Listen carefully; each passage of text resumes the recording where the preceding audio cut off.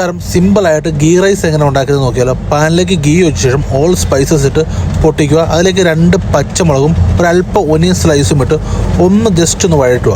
അതിലേക്ക് ഒരല്പം ginger garlic പേസ്റ്റും ഇട്ടൊന്ന് വഴറ്റുക. അപ്പോൾ 1 കിലോ ആയിരിക്കും 1.5 ലിറ്റർ വെള്ളം എന്ന അനുപാതത്തിൽ വെള്ളം എടുക്കുക. അപ്പോൾ വെള്ളം ഒഴിച്ചു കൊടുക്കുന്നുണ്ട്. ഇതിലേക്ക് ആവശ്യത്തിനുള്ള ഉപ്പ് ചേർത്ത് കൊടുക്കുക. പിന്നീട് ഒന്ന് ഇളക്കി മിക്സ് ശേഷം കഴുകി വൃത്തിയാക്കി സ്ട്രെയിൻ ചെയ്ത് വെച്ചേക്കുന്ന കൈമ റൈസ് നമ്മുടെ വെള്ളത്തിലേക്ക് ഇട്ട് കൊടുക്കുക.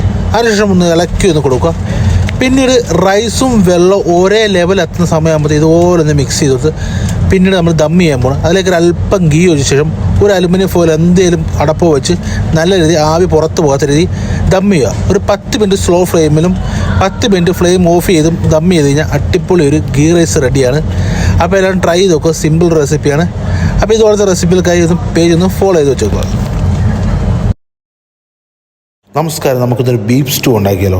അതിനുവേണ്ടി പാനിൽ കോക്കനട്ട് ഓയിൽ ഒഴിക്കുക, ഓൾ സ്പൈസസ് പൊട്ടിക്കുക, ജൂലിയൻ ചെയ്ത് ജിഞ്ചറും ഗ്രീൻ ചില്ലിയും സ്ലൈസ്ഡ് ഒനിയനോട് ചേർത്ത് ഒരു ലൈറ്റ് ബ്രൗൺ ആകുന്ന രീതിയിലൊന്ന് വഴറ്റിയെടുക്കുക. ഇതിലേക്ക് ബോയിൽ ചെയ്ത് ബീഫ് ആഡ് ചെയ്ത് കൊടുക്കുകയാണ്. ഓൾ സ്പൈസസും ഉപ്പും കൂടെ ചേർത്ത് വേവിച്ച ബീഫാണ്. ഇതിലേക്ക് ഉപ്പിട്ട് വേവിച്ച ക്യാരറ്റും പൊട്ടറ്റയും കൂടെ ചേർത്ത് ഒന്ന് ഇളക്കി മിക്സ് ചെയ്യും. ഒരു മീഡിയം തിക്ക് തേങ്ങാപ്പാൽ ഒഴിച്ച് കൊടുക്കുക. ഉപ്പും ഒരല്പം ഷുഗറും ക്രഷ് ചെയ്ത പെപ്പറും ഫെനൽ പൗഡറും കൂടി ചേർത്ത് ഒന്ന് ഇളക്കി മിക്സ് ചെയ്ത് കൊടുക്കുക. അതിന് തേങ്ങാപ്പാൽ ഒഴിച്ച് ഒരു തിള വരുന്ന സമയം അതിലേക്ക് കറിവേപ്പിലയും ഗീയും കൂടി ഒഴിച്ച് ഫിനിഷ് ചെയ്ത ശേഷം ഫ്ലെയിം ഓഫ് ചെയ്ത അടിപൊളി ഒരു ബീഫ് സ്റ്റൂ റെഡിയാണ്. വൈറ്റ് ബ്രെഡിൻ്റെ കൂടെ ഒഴിച്ച് കഴിക്കാൻ പറ്റിയ അടിപൊളി ഒരു സ്റ്റൂ ആണ്. അതുപോലെ ഇടിയപ്പത്തിൻ്റെയും പാലപ്പത്തിൻ്റെ കൂടെ കഴിക്കാൻ പറ്റിയ ഐറ്റാണ്. അപ്പോൾ ഈ റെസിപ്പി ഒന്ന് ട്രൈ ചെയ്ത് നോക്കുക.